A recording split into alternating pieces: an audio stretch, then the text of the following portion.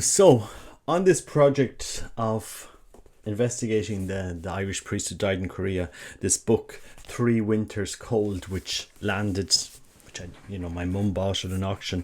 An old priest who's, after he died, they were clearing out his books, and my mum actually bought the book, and I saw it at home and I said, oh, that's very interesting.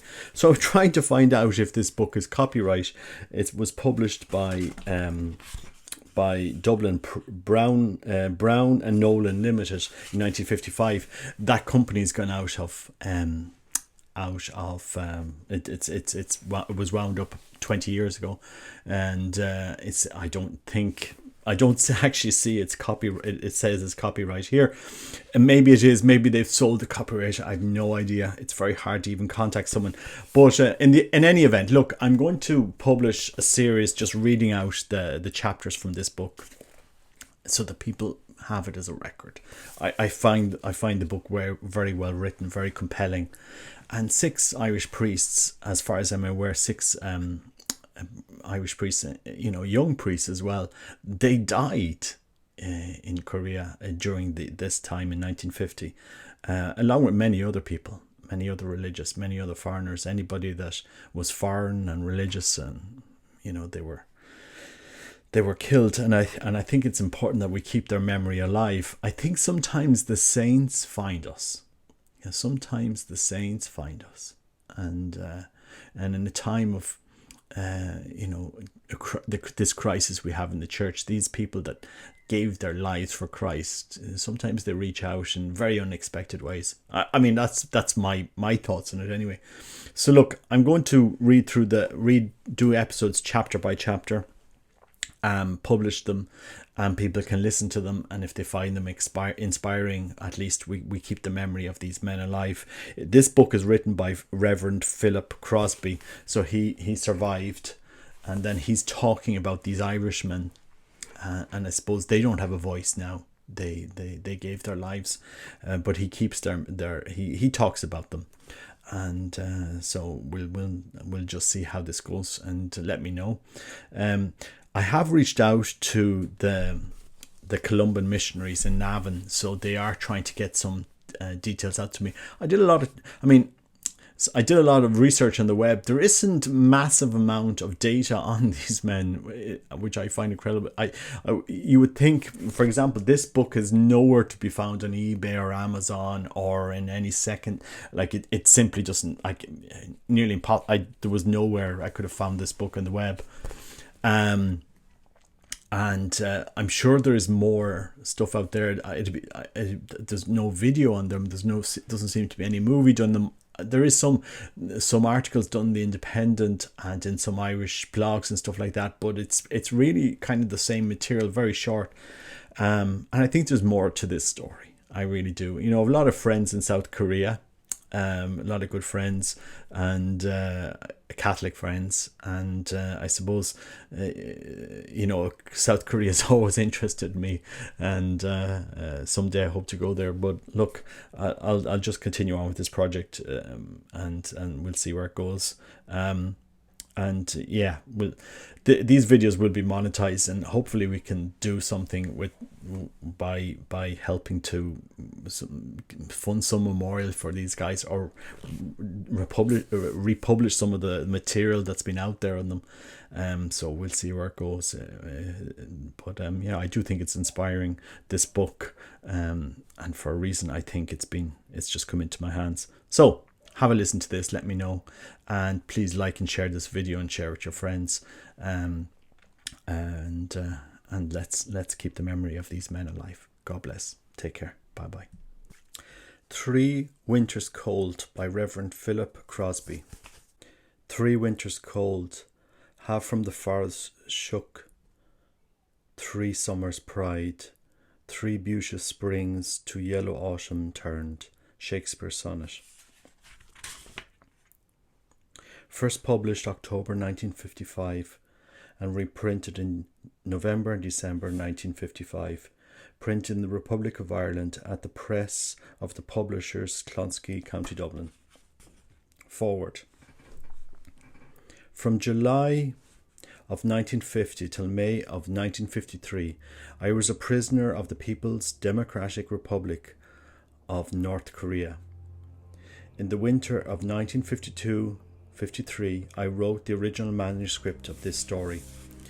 I wrote it in the hope that someday it might go with me into the free world, to be offered to my friends as a simple record of the days in which they were often in my thoughts, days in which I was sustained by the confidence that I was often in theirs.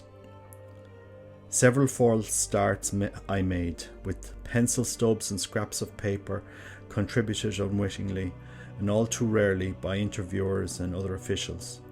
Then one happy day I found myself the proud and excited owner of one whole new pencil made in Czechoslovakia and 2 sheets of paper. This largesse and more that was to follow, including eventually pen and ink, came through our North Korean hosts from the People's Government of China. Now, indeed, I was a plutocrat who could afford to write his story. I wrote it during those winter months in our last place of interment near Yuang, working sometimes far into the night by flickering light of an oil lamp. Then, to double the chance of getting our manuscript past the frontier in the event of our release, I made a duplicate copy and entrusted it to a companion. Both he and I, as it turned out, failed in our separate attempts to take the written story with us to freedom. But after my release, I put paper yet again a narrative which those 2 previous writings had impressed clearly on my memory. I have limited my aim to reproducing my story substantially as it was written in an internment. Everything is described as it was experienced then, even events about which I now have definite knowledge, but could then only speculate. One such speculation was the fate of my fellow Colombian missionaries in Korea.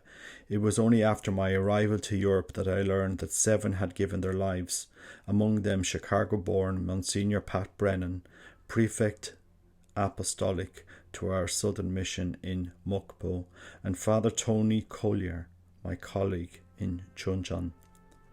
The method may perhaps have an interest of its own as showing how our minds groped and guessed after truth in those days when news of any kind was denied to us.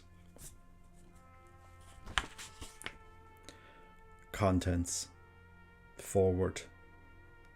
Chapter 1, The Storm Breaks, page 11. Under the Red Star, 23. The Guest of the People, 31. The Company in Seoul, 45.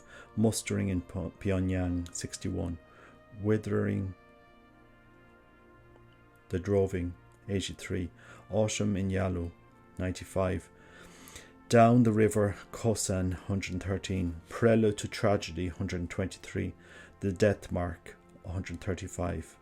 Yongkang and Haiyang, 165. Better Days at Ando, 187. Mampo Revisited, 201. Valley of Hope, 213. Postscript, 219. A Storm Breaks, June 25th to 28th, 1950. Could you say offhand how you spent Sunday, June 25th, 1950? Perhaps you find it hard to remember. For me, the events of that day are impossible to forget. On that date, at dawn, the armies of North Korea crossed the 38th parallel to begin their invasion of the South. That Sunday marked for me the beginning of an acutely memorial series of experiences, a series which has already covered more than 2.5 years, and whose end, as I write these lines, is hidden still. I was to be caught up suddenly in a maelstrom of war, to spend anxious days awaiting what might come, knowing that the danger of sudden, violent death in the first sweep of the storm was very real.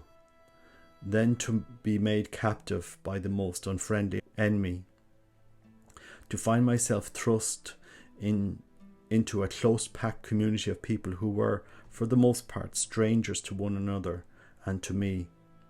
A driven herd of bewildered folk with little in common, forced now to live in an intimacy far exceeding what would be tolerable even in a family, to endure with them the horrors of a death march, to be herded from place to place through months and years, to know the ache of hope deferred, and worst of all, to suffer the slow starvation of mind and soul, deprived of morning mass, which is for a priest the wellspring of spiritual refreshment, deprived indeed of every outward spiritual help except with one priest prisoner could give another. You will no wonder then that the date on which the curtain rose for such a drama, June 25th, 1950, is vivid in my memory. On the previous evening, I had gone 6 miles north from Hunchon, chief town of the county and centre of my parish, to minister to 100 or so Christians of an outlying village. I was offering the holy sacrifice of the Mass there with my Christians on Sunday morning. We were blissfully unaware that soldiers of the Red Army, having overwhelmed the frontier guards just 20 miles to the north in a surprise attack at dawn, were already speeding down the road towards us.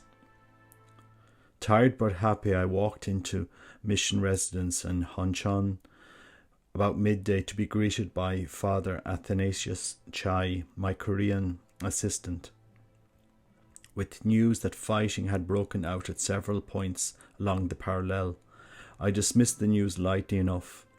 Incidents had been occurring along the parallel for 2 years now, and I merely concluded that a number of incidents were taking place simultaneously.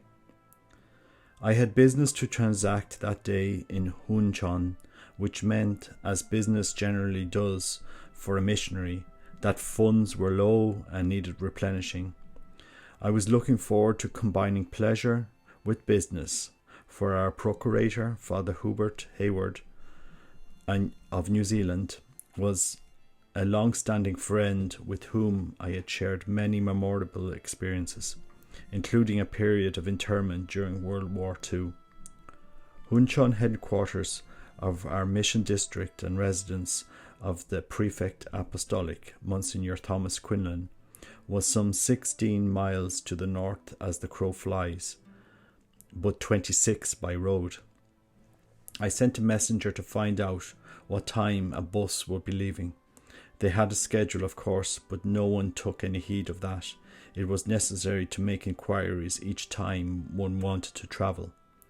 The messenger returned to say that all buses had been cancelled, so I betook myself to the Hunchon Road, which ran below the church grounds, and waited for a passing vehicle.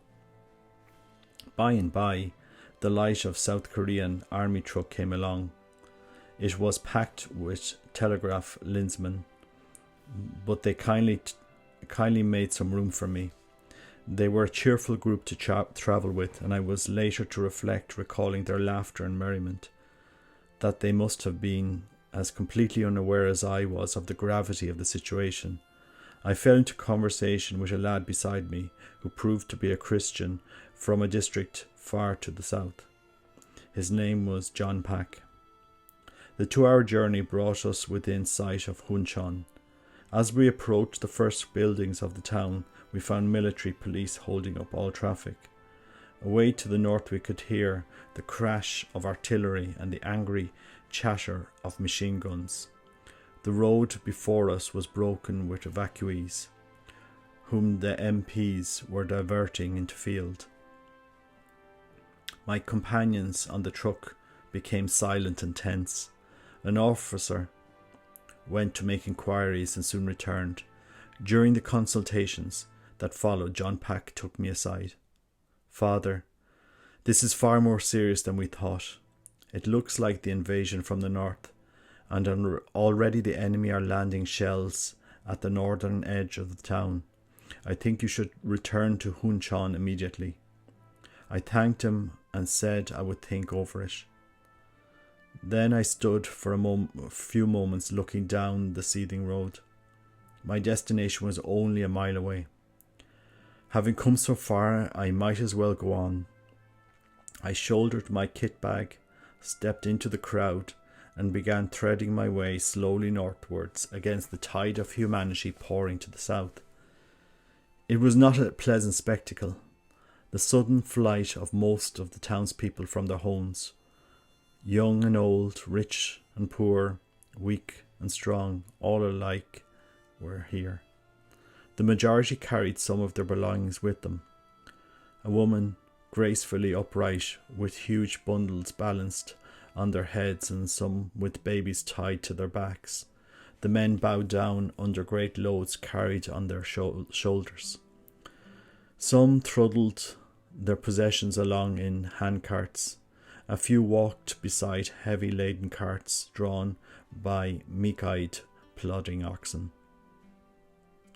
They could be, and usually were, so light-hearted and happy, these patient, genial, careless of the morrow people upon whom the burden of hard life rested lightly. But their gaiety had fallen from them now, and their faces were anxious and strained.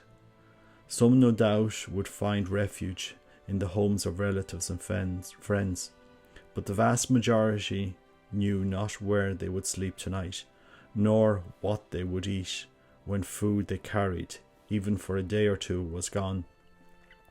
Already families were becoming separated. Lost children were wailing piteously, and distracted parents anxiously calling.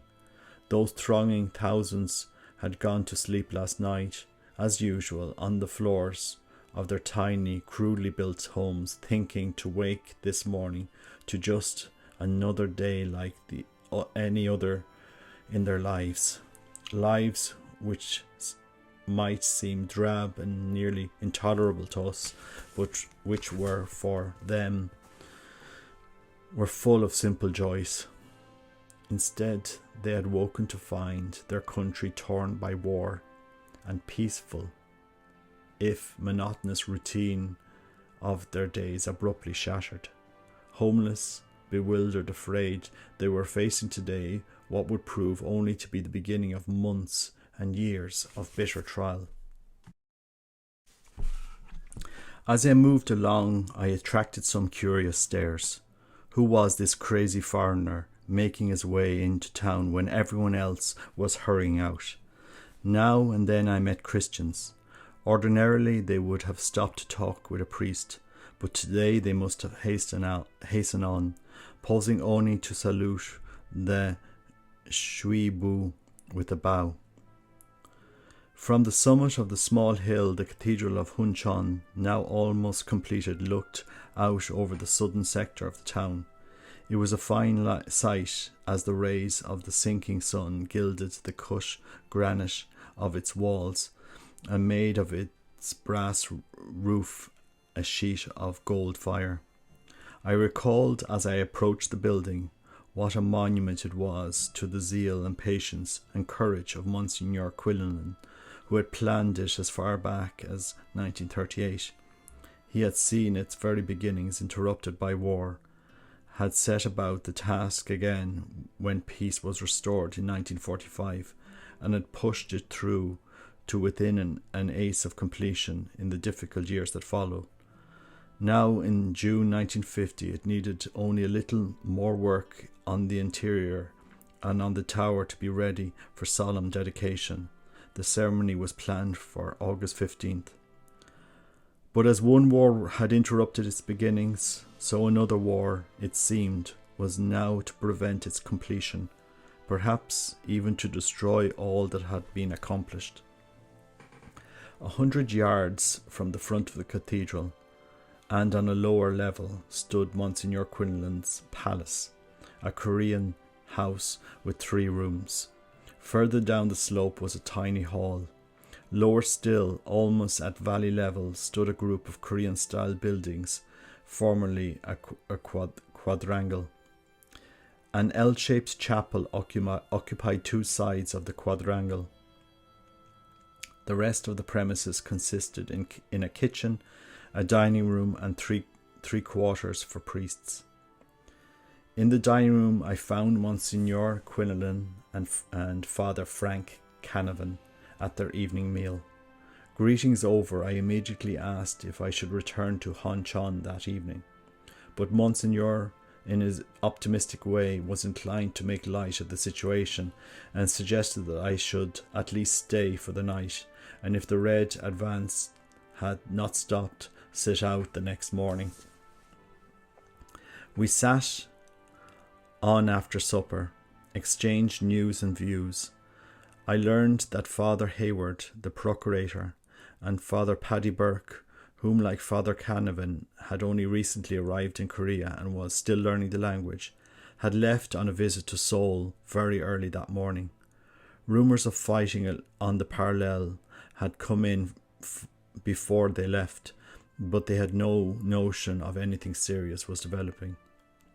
As we talked on in the growing darkness, the sound of artillery ceased, but rifle and machine gun firing continued and seemed to be creeping ominously nearer. An American Army major from the Korean Military Advisory Group came to tell us that it was doubtful whether the town could hold out. The headquarters was about to move back, and that it was time for us to move too. Monsignor Quinlan thanked the officer, but explained that he and his priests had decided to remain at their posts. By and by we bade each other good night, and we went off to get some sleep if we could. I lay awake for a long time, reviewing the day's events and the evening's talk, and wondering at what the future might hold. Aroused at dawn by artillery fire, I dressed and made my way to the chapel. Monsignor Quinlan and Father Canavan were there before me. Father Anthony Collier, who had charge of a newly opened parish at the northern end of the town, arrived while I was vesting for Mass. In his usual calm and deliberate way, he told me that shells had been landing near his house since the previous afternoon, and that he had had a narrow escape while taking home a frightened child who had fled to his church for shelter. As they were going down a lane, the whine of a shell warned him to drop to the ground and to pull the child down with him. The shell burst a few yards away, and shrapnel buzzed angrily over them. This morning he could see many enemy troops just across the river that skirted the northern edge of the town, and bullets were already coming through the walls of the house. His advice to me was that I should leave Hunchon very soon if I wished to leave at all. Counsel of that kind was from an unperturbable man as Father Collier was not taken lightly. So after Mass and a hurried breakfast, I reduced the contents of my kit bag to essentials and took my departure. In the hope of getting transport, I made my way to the local headquarters of the South Korean Army, a large school on the southern edge of the town. My luck was out.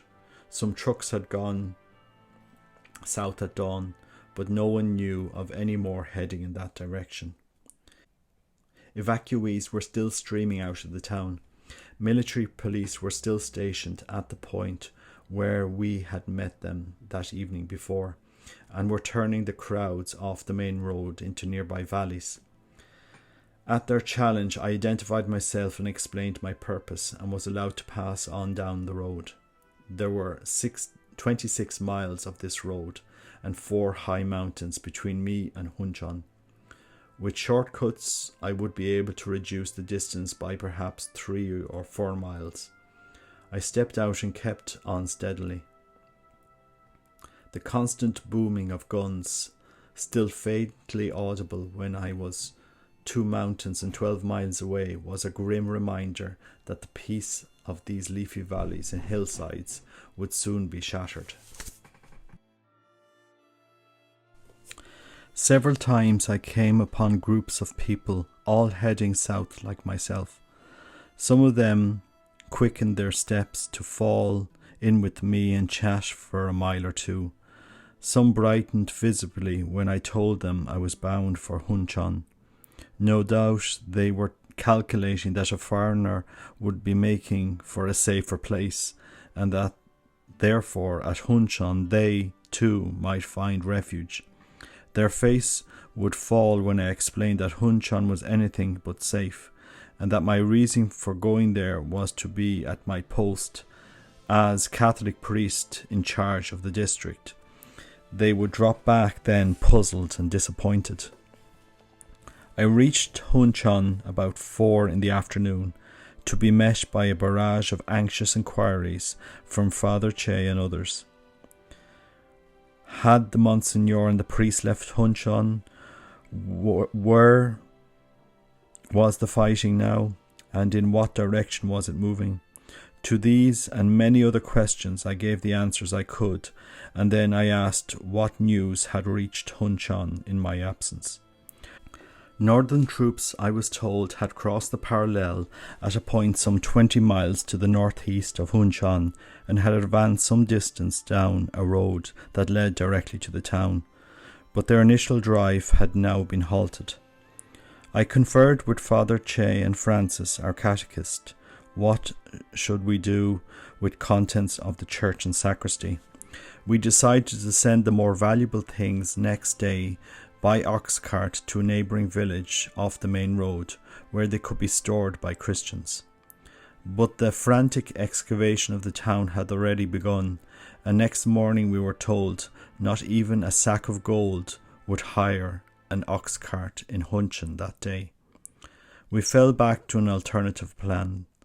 Our living quarters here were built onto the church, and a separate building took in a housekeeper's room, the kitchen, and a room leading off it which was called the workshop. Between the ceiling and the roof of our living room and was a storage space, reached by a ladder, and here we put most of the vestments and sacred vessels, some of the church supplies, and the bulk of our own books and clothes. To conceal everything would be to advertise our distrust of the Reds and invite their hostility. So we left a certain minimum of goods in the church and sacristy. Finally, with the aid of the carpenter who was employed at the mission, we removed the door of the storage space and replaced it with a partition. This we whitewashed to match the surrounding wall, leaving, we hoped, no evidence that a door had even been there. During that day, June 27th, many country folk came streaming southwards towards the town from homes that lay in the path of the approaching Reds, and a number of them came by the road that passed our church. Among these Christians who called in to talk with us, and some took the opportunity of going to confession. It was evident now that the rumoured halting of the army advance from the northeast had at least been temporary. The same day, refugees from Hunchon brought word that the town had fallen in the early morning. Monsignor Quinlan, we learned, had been struck in the face by shrapnel when a shell burst nearby. With resistance at Hunchon broken, the Reds were now advancing on Hunchon from the northwest as well from the northeast, and it would only be a matter of time till they arrived. Moreover, as our church lay north of the town, between the two converging roads by which the Reds would come, the fighting was likely to pass right through our grounds if the southern troops made a stand. Throughout the day, loudspeaker vans were touring the streets of Hunchon, with the idea apparently of bolstering up morale. They blared out hopeful reports from various battlefronts. In contrast, I learned that same day from a radio broadcast that the Reds were within a few miles of Seoul, the southern capital, that the president had fled south with members of his parliament, that the enemy was advancing on all fronts and had made landings on the east coast, well south of the parallel. I learned also that President Truman had ordered units of the fleet to patrol Formosan waters. The American planes were assisting the South Korean army, and a hurried meeting of the United Nations had been convened and an ultimatum delivered to North Korea. I have a particular reason for remembering that broadcast. Just after I heard it, the power failed and my receiver fell silent. I have not heard a broadcast since. Towards evening, there was a rumour that the red column was approaching from the northeast, was now only a few miles away. Father Che was to escort a party of young people to a parish further south, and we felt it was now high time they left. So I said goodbye to my assistant, and the group was soon on its way out of Hunchon. A couple of hours later, I was surprised to see my housekeeper, Susanna, walk in the door. I had sent her to Seoul a few days earlier to consult a doctor missionary there, hoping that he might diagnose a long-standing illness that had baffled our local physician. She had an interesting story to tell. She had left Seoul by train the previous day. The train had shafted from the air, but arrived safely at its terminus.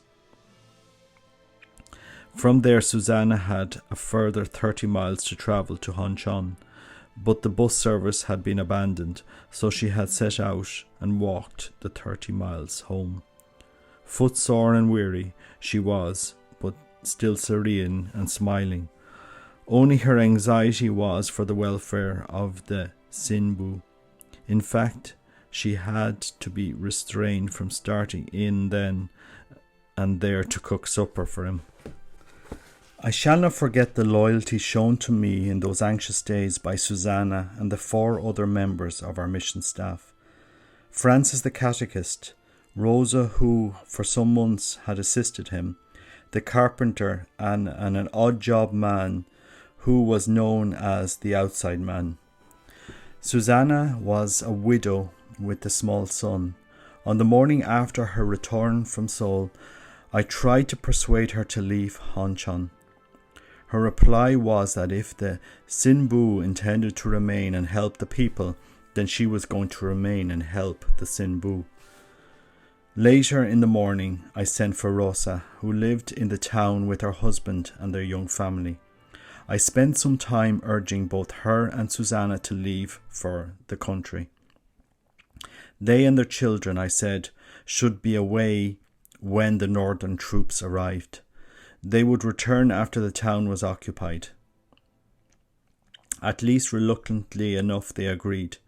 About 4 o'clock that afternoon they were back again, a little defiant about facing me, and quite determined to say, "Father, we do not like waiting in the country. We prefer to wait at the mission. Well, there may be men brave or foolhardy enough to resist 2 determined women, but I am not one of them." The outside man and the carpenter likewise insisted on bearing me company in those days of anxious waiting. They sent their wives and children out of the town, but themselves remained with me at the mission. These 2 were not, as yet, baptized members of the church. In fact, a fact which makes their loyalty still more memorable. Francis the catechist I strongly urged to leave. As a North Korean would have taken refuge in the south, he would be in special peril when the Reds arrived. I told him he owed it to his family, as well as to himself, to go south while the chance remained. He stayed on, however, to the last possible moment. On the Wednesday, June 29th, it was again rumoured that the army advanced from the northeast was rapidly nearing us, and we soon had evidence that the rumour was well founded.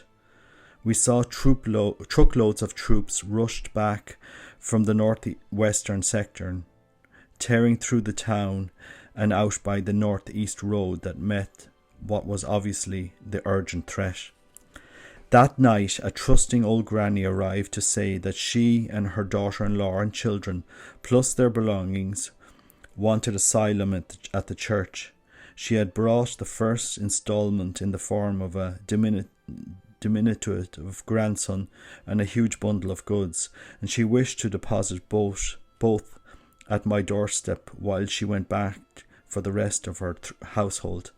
I told her that she and her relatives and their belongings, too, would be quite welcome at the church, but I thought it would be much safer at home.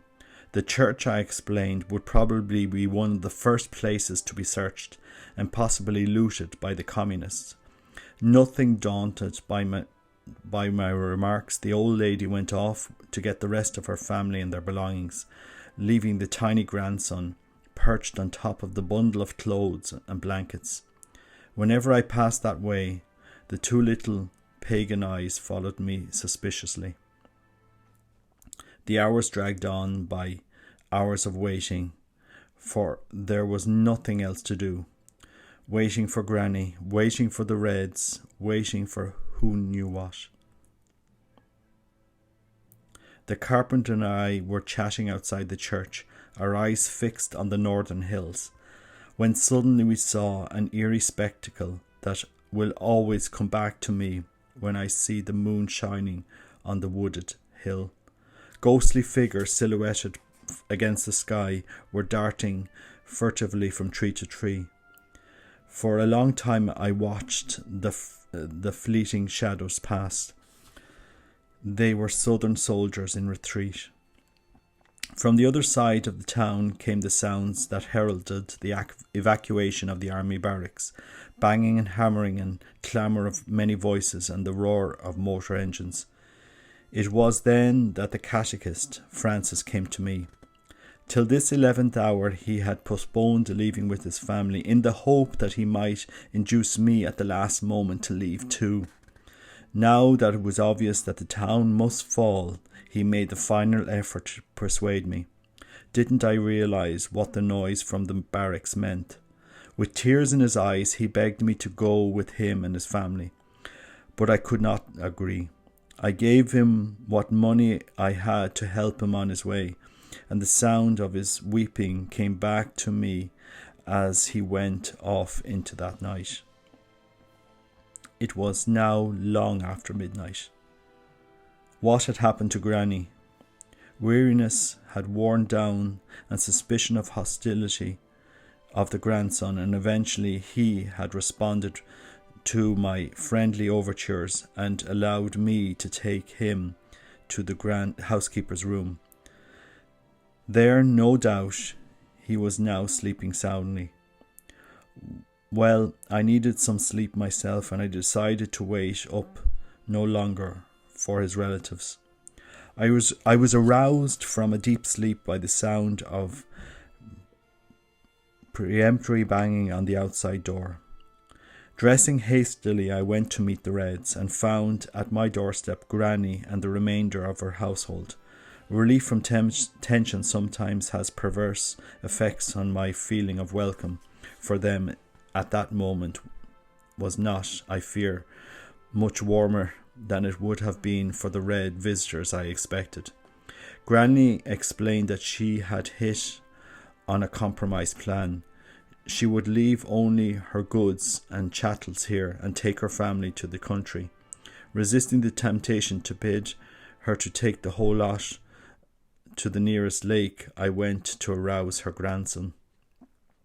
As the little group moved off into the pre-dawn darkness, I wondered what fate lay before them. I wonder still. End of chapter 1. The storm breaks.